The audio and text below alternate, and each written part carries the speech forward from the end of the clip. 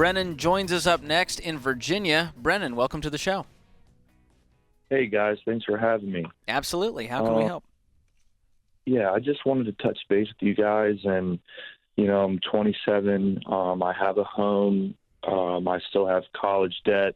I have a car loan, and I have investments in crypto, and really just want to navigate. I have $40,000 saved in my savings, and I just want to talk to you guys and see what is the next, best path forward, for financial freedom. Yeah, it's a great question. How much student loan debt do you have left? I only have $34,000. 34, and how much is the car payment? 16. Or sorry, the car loan. 16,000. 15. Okay. And you said you have a home. You have a mortgage? Yes, sir. Okay. But I got a sweet deal on that, so the home is valued at $420,000. I only owe $200,000. Okay. And how much do you have in crypto? $14,000. Okay. Well, you did great saving up. I mean, you have a great savings account starting out. So overall, here's the way we kind of take our stance, Brendan. So we want you to be on the path of the fastest possible way to have financial peace and to build wealth. And so what we have found over decades is that fastest path is being completely debt-free, because your largest wealth building tool is your income. And when your income comes in and it's not going back out to student loans and a car payment, you have more money to go and invest in things that have long track records. And so getting to that point is really where we would suggest you go. So what does that mean? That means if I woke up in your shoes, and George, you can answer this question if anything's different. But for me, if I woke up in Rachel's heels, what would I do? What would you do? I would get out of the crypto. I'd sell it, cash it out, get your $14,000, because then you're going to have $54,000 in savings, and you're going to be able to knock out all your debt right there. And so being able to pay off the car, I'd pay that off tomorrow. Go ahead and pay off the student loans, and then build up a 3 to 6 month worth of expenses emergency fund, a fully funded emergency fund.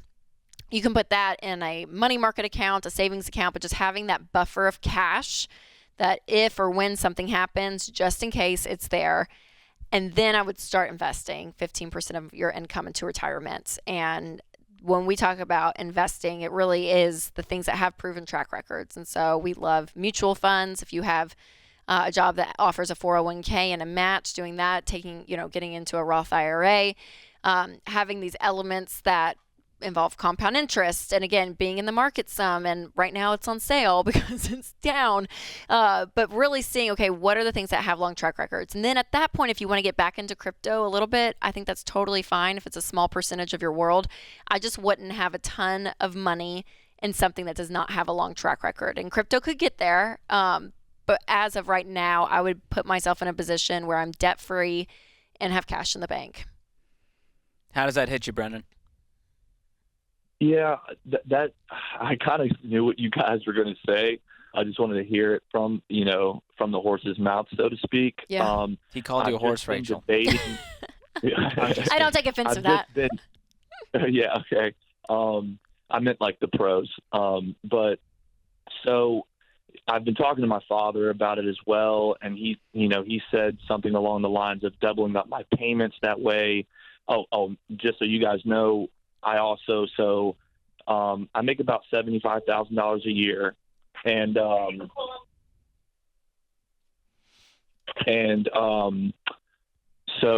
but I also rent out 2 of my rooms, so 75% of my mortgage is paid for. Oh, awesome! So yeah, and luckily, I have good roommates, and I'm not in a committed relationship, thank God. So what the next part is what I was really thinking of, do I pay off the car and make double payments on the student loans and then invest into a Roth IRA what my car payment was? Well, I think you're going to be able to if I'm you can go ahead and just pay everything off, and then you're going to be investing really soon. And the time frame between now And after you have your fully funded emergency fund, it's not going to be that long, maybe a couple of months for you, because you're already ahead $5,000 in what you have right now, and you don't have a ton of expenses as a single guy. So I think you'll be investing really, really soon anyways. If this was going to take you 5 years until you start investing, then I would still have the same answer, but I would also be like, oh, I know that doesn't feel great. But I think, Brendan, you're going to be able to you're going to be able to invest here in the next 5 months. I think you could open something up, and that time period's not going to make or break you. I would rather you be completely debt-free, have no payments, have some cash in the bank, and then you can really start investing at that point.